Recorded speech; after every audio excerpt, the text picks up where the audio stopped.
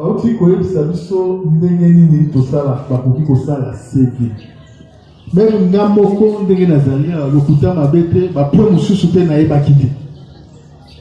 Yango bomonaka so discuter yango makasi ya moko na bato mosusu tozali ko préparer. Soki toza kozwa misala te misusu eza te ke mpona bazozwa kaka bandeko na bango. Et que tozali ozokokende koluka mosala na onatra balancer offre bazali 9000 depuis. Onatra a besoin de 5 personnes. Donc mutuana vous en attente mabe à boîte. À mon cas présentation ça mabe à boîte. Yango moniteur to discuter baya ko yibisa biso ndenge nini basalaka babilo. On a droit ya kosala CV. Pour na yepe alukara musa na ba chantier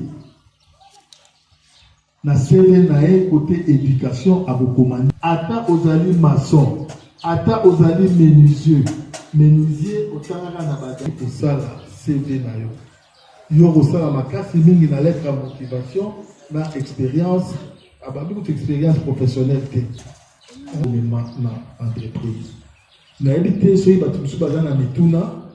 S'il y a quelques questions par rapport à la première partie, où il y a élaboration, il y a CV. On a bien dit qu'il faut qu'on y ait un CV. Si on est un Européen, un modèle n'a pas représenté CV. Donc il faut qu'on y ait un CV. Il faut y ait un les ateliers de mon avis, pour rédiger CV, il est incapable. Beaucoup. Tout le monde a un délai. Voilà les petits détails que j'allais ajouter.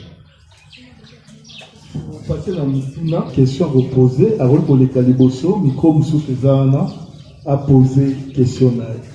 Sur la droite, il faut monter si vous battez, soyez vite. Là, on a français. Nous, ça a la droite à reposer question. Sur la droite. Apparemment, chez nous, les autres ont tout. Quel est la micro?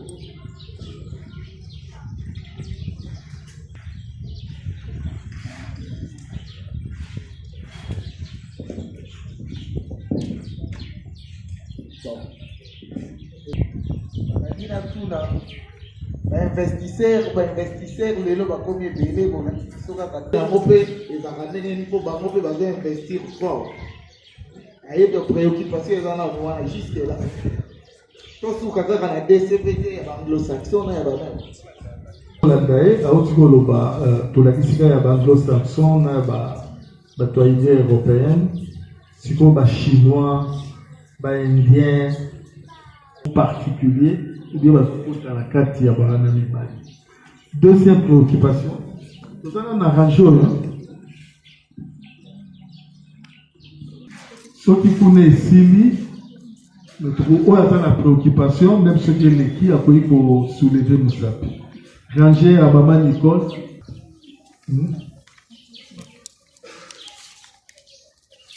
Ces préoccupations, ils arrivent à. Ceux qui étaient, toquer la ranger à Souka. Ça dit qui? Préoccupation à mes amis, ceux qui. Il s'avérait que le cœur de ce Moussala,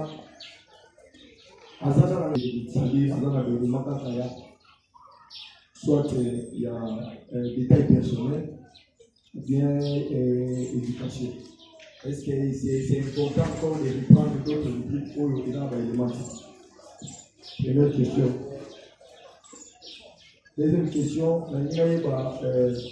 la modèle, il y a un anglo-saxon, permis de travail.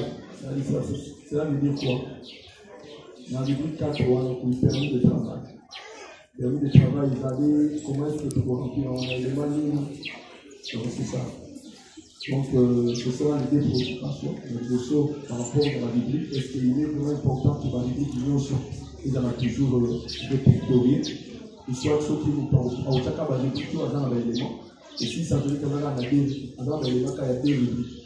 Donc, comment ça, l'élément là, ce qui va là, on vient aussi au bâtisseur. Et permis de travail dans le modèle là-bas, anglo-saxon. Merci.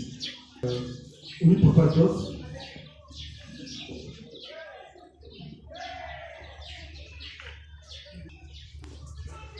Bon après-midi à tous. Ok, pour celui qui a autour de vous. La liberté d'un an. Là, sur le modèle formation exécutive. Ce qui est compris sur moi du tableau. Dernier point, il tout juste, il y a un mot que je n'ai pas eu à noter.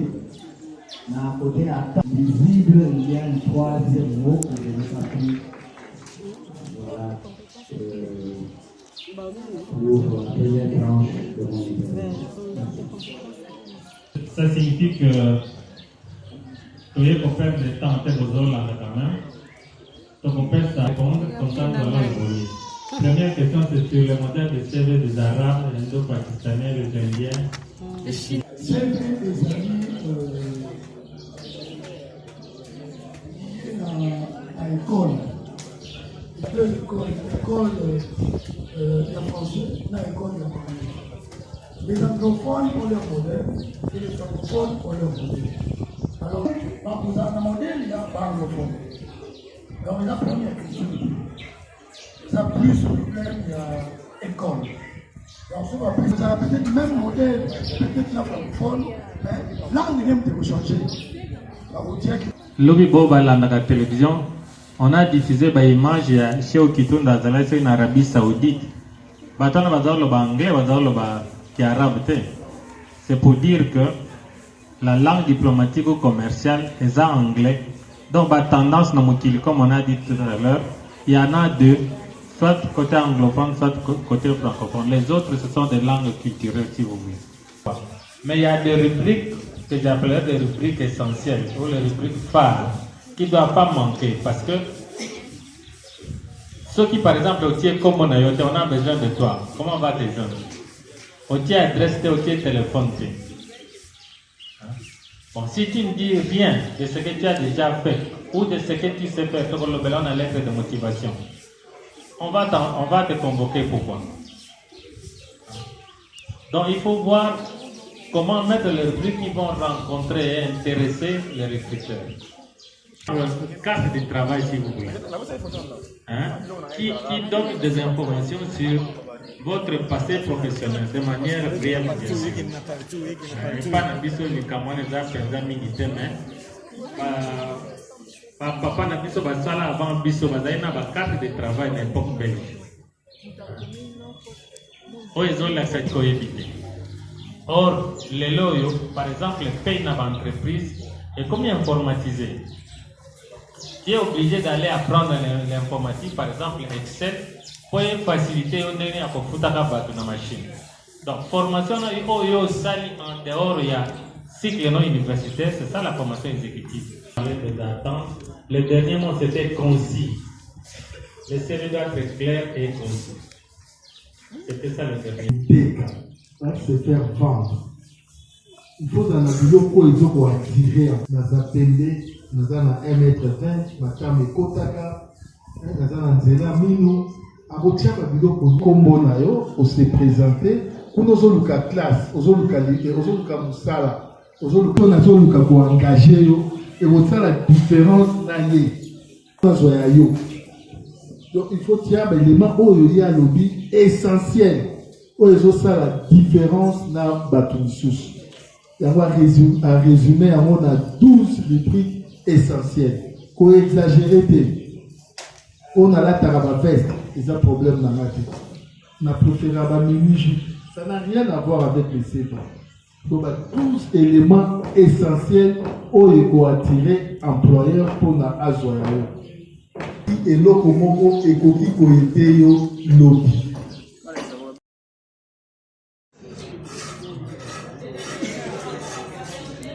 Oui, par rapport aux recruteurs. Merci.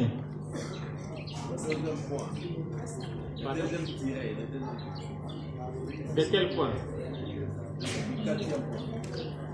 Bon, je reprends. caractéristique d'une bonne lettre de motivation, elle donne une image du candidat, elle valorise et éclaire les atouts du candidat pour le poste ouvert. Et troisièmement, elle est la manifestation de l'intérêt que le candidat éprouve au recruteur.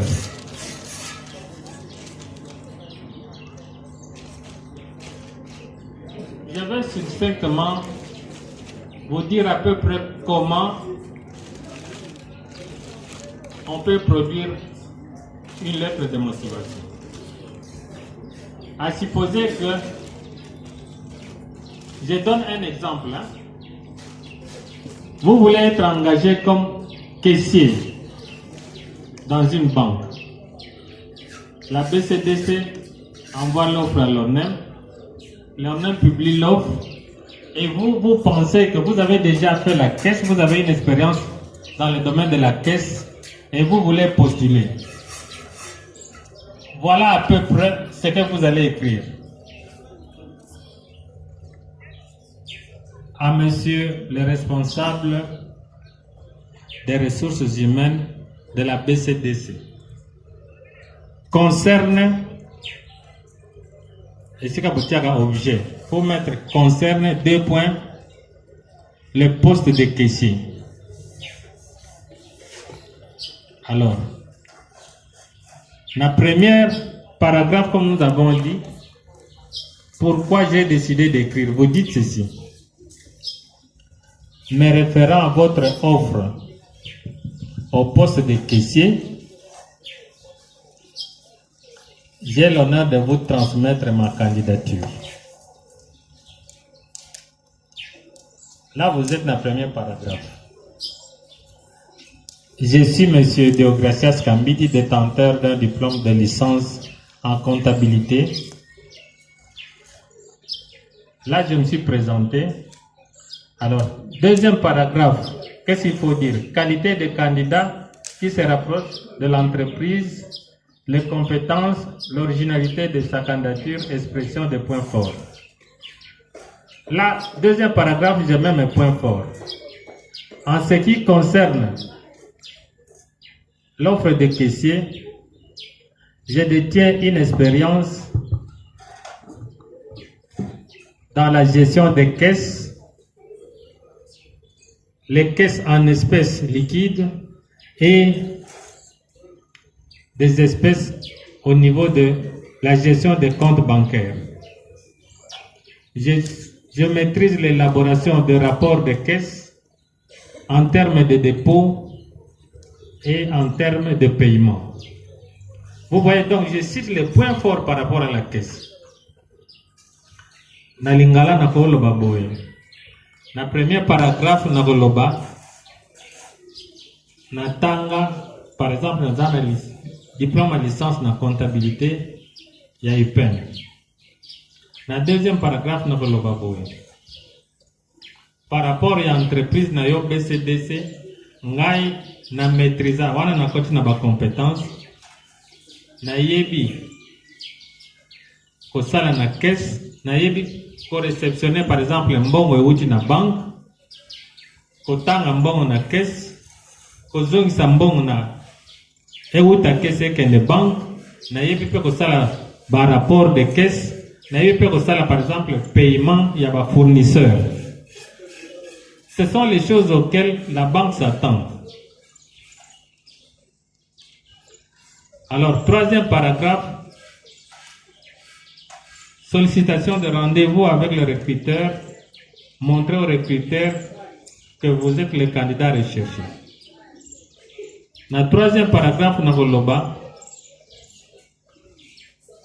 en dehors de makambo na komi na mukanda, na koki pe ko yebisa yo na munoko nanga moko yanga nazo solliciter rendez-vous to kutana na yo. Et là, ça renvoie à l'interview. Nous allons parler de l'interview tout à l'heure. Donc, vous sollicitez un rendez-vous pour que vous puissiez exprimer vos compétences de manière détaillée à celui qui va vous recruter. Et, dans le paragraphe à Souka, na kotia que makambo nyos na komina mukando yo okoki ko vérifier yango ba diplôme na nga na ba makambo na nga nyonso et naza disponible ya ko rencontrer yo na jour heure oyo ko indiquer ngai trouver un emploi.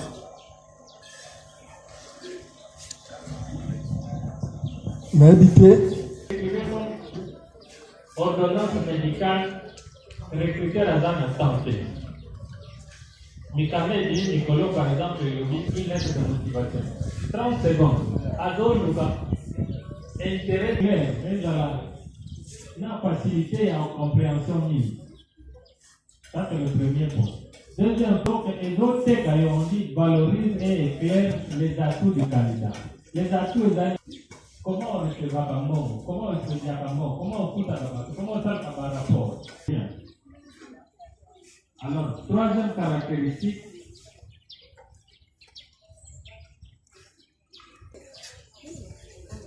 ceux qui recrutent aux autres, de demandeur d'emploi. Donc, si vous présentez carte OET, à Tabazio na Moussala, basengaki ndenge ya lobi bazali na difficulté ya kokende na sina commune ya Ngalema. Bon, mosusu balobi mpe kuna soki etie baokutana mpe na bagent commis bango bayebi te bazosenga bango ba $20, ba 20 000 francs, ba 12 000 francs. Yango bato ya onem siko baye epa na bino awa baexplike bino ndenge basalaka balettre ndenge balukaka mosala yango baza kosala elokola baexigaka bakarte na bafiche oyo bakoremplir bakarte bakobeta kashe tokopesa bino ya ofele ndenge bamosusu balobaka ya ofele. Alors qu'est-ce qui arrive? Yo les réseaux qui nous le bureau neuf va récupérer au kaka la clôture kuna. Yaka na zone papa Patrick a repéré ce numéro na ngasi moi. Ce qui OK na senyo mbongo bena der mutuana yo okutana le bakala muta bazana numéro wana. Baya uzao kuna na vie. Je crois que yo kani sur ce plan là.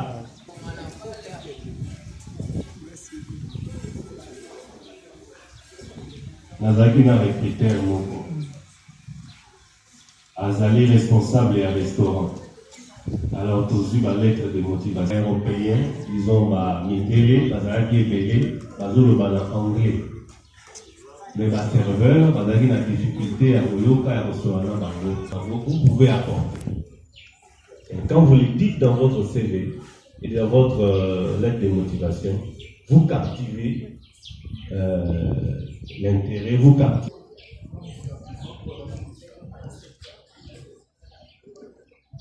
Il y a eu aussi une préoccupation de notre ami qui vient d'obtenir son diplôme d'État, qui est D6, qui a CV. C'est un document dans lequel vous transmettez vos informations. Ne dites pas que vous ne connaissez rien.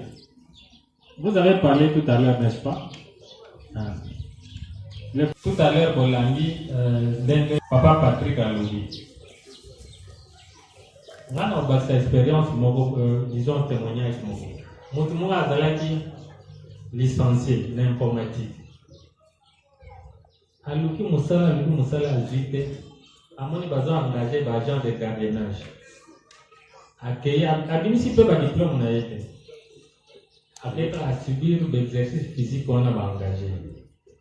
Patron aye a formulé porte. Patron a bimi a kandi porte. Alors, bané l'autre aussi. Un jour, patron aye a formulé porte. Patron a quitté na c'est. Bonjour patron. Ado.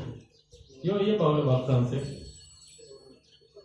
Abi oui. Otanga, oui. Otanga nini? Informatique. Niveau nini? Licence. Patron a yaka. Betela na bordo informatique. A beta bordo, même patron yemo ba kamo. Ba moi c'est combien il soute. Moi changer ma kamona d'apporter le soute à combien. Donc vous voyez, donc faut savoir se vendre. Luka musala no yebite. Musala yo zoke luka. Ezana secteur ni d'activité. Ça c'est ba. Et troisième dynamisme dans la répartition géographique. Voyez par exemple que ba brassicole ezala na Kingabwa, ba usine ezala na Limete, ba identifier, faut identifier répartition géographique ya l'entreprise. C'est à l'emploi. Na pays na biso bato baloba mosala ndenge nini. C'est famille. Premièrement, c'est la famille. Famille. Mais ceux qui ont bien, dossier ne vous a retenu. Parce que les recruter, ils disent que chômage est à ma casse. Interview est allé. Makambo yo qui na CV na yo, na lettre à motivation, on a pas dit. Papa le baki. Makambo o eza na CV na yo moko po yeba CV na yo na mutu. Pour recruter, aucun musika ta CV na yo abanota. Alors, il y a des conditions pour réussir la vie. Aux âmes, va payer une interview. Papa, tellement n'a pas. Tellement. Now, c'est un papa, c'est aux âmes, c'est aux âmes, costume, on l'a fait de papa. L'intérêt, on a. Il y a une zone notée. Chose à la solidaire, na costume, banane, na makambo, nyon. Ceux qui ont checké formation Oyo, conférence Oyo, sur demande il y a ma maman. Ils ont eu difficile à accéder à la carte qui a demandeur d'emploi. Ils ont eu difficile à accéder dans le milieu professionnel. Là, c'est de 1. Donc, nous avons la solidarité, on les appelle épanouissement à ma maman. Pour la maman, elle va s'épanouir, il faut avoir misala. Pour la base de misala, il faut la former. Il y a deux aspects importants. Il y a formation, il y a information sur le métier. Il y a recherche d'emploi. La formation, tu as ça qui dit que tu as pour parler, ils ont vraiment évolué dans l'INPP, Oyo, dans Mikolekoya, à couper sa formation dans les membres de la solidarité à un prix réduit. Si il va foutre à $60, dans la solidarité, tu vas foutre à 30 ou moins. Nous sommes là pour nous et c'est minimum de formation. Formation d'électricien, il y a un plombier, il y a informatique. Nous sommes pour profiter de ça. Toujours que tu as la difficulté. Toza la difficulté moko na kati ya Badiadingi toza na école moko Institut Badiadingi. Lelo binono sibozo romona Institut Badiadingi ndenge za kokufa. Ce n'est pas normal. Totambolaki. Tokutana tokoteli ba bureau ebele. Tokomaki ebele na préfet ya Badiadingi. Toza ba place misusu ba yebisa biso Badiadingi priorité 0. Pourquoi Badiadingi priorité 0? Parce que tu as un bateau pour défendre le dossier à Badiadingi. Tu as un bateau pour défendre le dossier à Badiadingi, ni dans le Parlement national ou provincial, ni dans le niveau du gouvernement. Est-ce qu'il y a un aussi? Est-ce qu'il y a un aussi? Mais heureusement, mon corps a été membre de Badiadingi. Mova Sakani andimaki alobelaki biso pona l'érosion azape osala pona école mais ekoki te ekozala malamu soki bakomi ebele oyebi bato bazalaka na biso oyebi bato baza kosunga biso tokosala campagne te toza na 508 amen tobandaki na losambo tole ebele Tolé Ebele, babadi na élaboration ya CV, curriculum vitae, baké na lettre ya motivation. Comment Moutoula Moutou a compris pour mon carte d'identité na yo. Oyozo Bolakisa, dans le sambo, maman dit papa assistant d'actuel. Nous allons continuer dans le temps. Ben après, nous aurons baptême car à temps. Mais baobala arrêté. Pour la assise Oyo, tout péché merci pour la conférence. Tout petit kinde konabiso, Mama Nicole na maboko na yo nzambe. Yo sungaka Yesu Masia ba o nyonso bandimelaka yo. Okamba ye na o etali campagne oyo. Opesa makoki. Nyonso leka na kimia. Natiki kozonga na biso na maboko na yo. Yo salaki ete tosangana. Batela biso na kozonga. Na kombo na Yesu Masia. Tobondeli. Amen.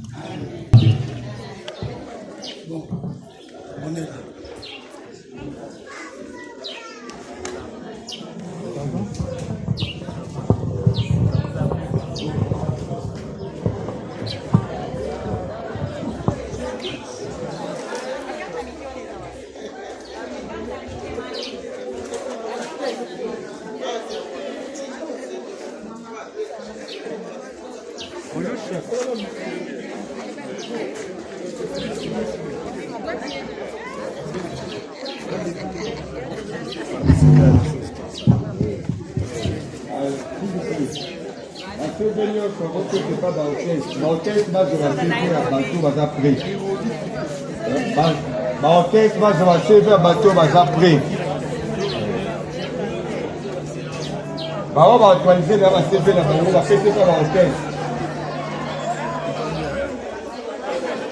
Après la question on a Jackie.